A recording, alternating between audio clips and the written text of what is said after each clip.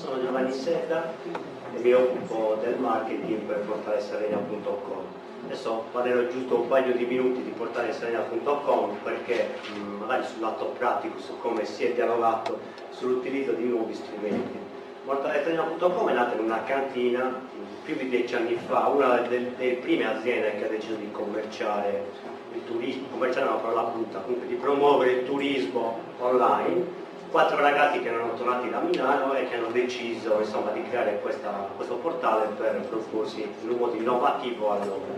Chiaramente sono nate delle discussioni nel momento in cui si è dovuto utilizzare dei nuovi strumenti come possono essere appunto i social network, piuttosto che un blog, piuttosto che Stambolapon, Twitter o Flickr. Perché comunque, e da questo punto di vista, di questo volevo parlare, quello che possiamo fare tutti insieme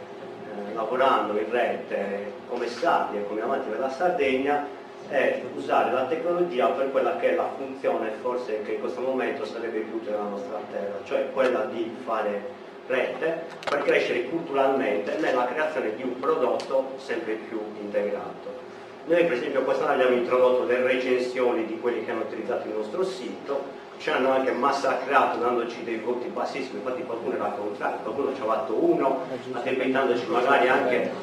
il servizio dell'hotel piuttosto che il problema della nave, che non è una cosa che diciamo compete propriamente l'intermediario, però è un tipo di apertura mentale che secondo me può dare dei frutti, perché io di notte per esempio faccio il collaboratore marketing per una società per cui ho lavorato a Melbourne che finanzia aziende di start-up e attualmente stiamo lavorando su un progetto in Cina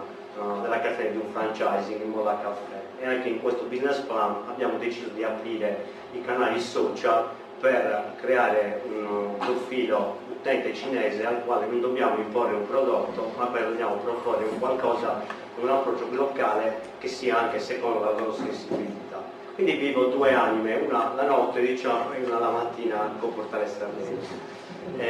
Con Portale Sardegna ho trovato per fortuna dei ragazzi anche innovativi che sono quelli che avevo abbandonato 10 anni fa e sono contento di aver trovato uno spirito di fare rete con tutti quelli che online si occupano di promuovere il turismo sia a livello culturale che a livello sociale di contenuti che a livello commerciale, quindi i nostri competitors piuttosto che portali che stimo tantissimo come Mare Nostrum per esempio che hanno creato una piattaforma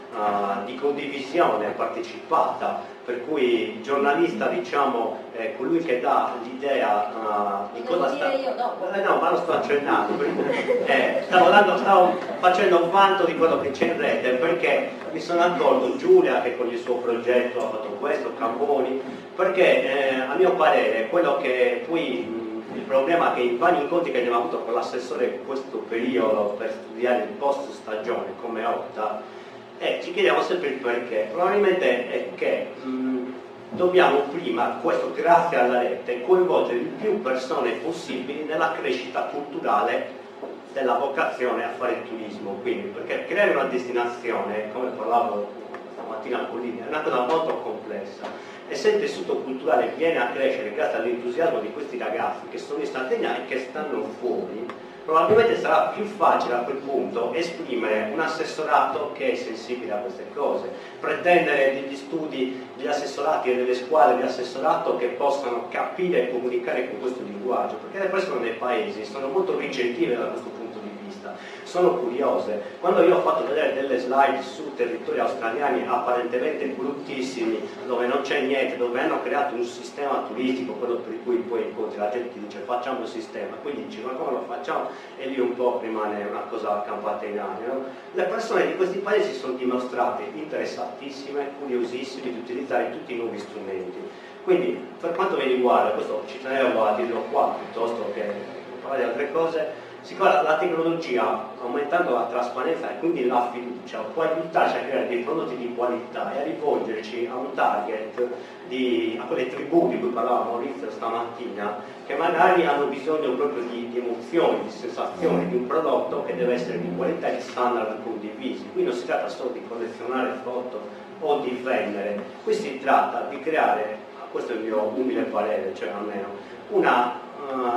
promozione del territorio che sia emozionale, quindi cercare di smuovere la comunicazione che è un po' ingessata attraverso immagini, foto, video e contenuti generati dall'utente. Da questo punto di vista, ad esempio, a me piace copiare dei più bravi. Ho visto in Australia, dovendo fare un progetto lì che era un pacchetto itinerante che l'utente doveva scegliere in base alle sue esigenze e costruirsi giorno per giorno secondo i consigli di chi già l'aveva provato. Ho visto che il loro portale governativo e territoriale ha iniziato anni fa una campagna intelligentissima il cui concept era: da chi facciamo promuovere l'Australia che ha stessi problemi se non peggiori della Sardegna quanto a insularità, costi di trasporti interni. Creiamo un brand e soprattutto facciamolo promuovere da chi la Sardegna, l'Australia la vive. Hanno creato quella mappa stupenda, geoemozionale, che vi invito a visitare,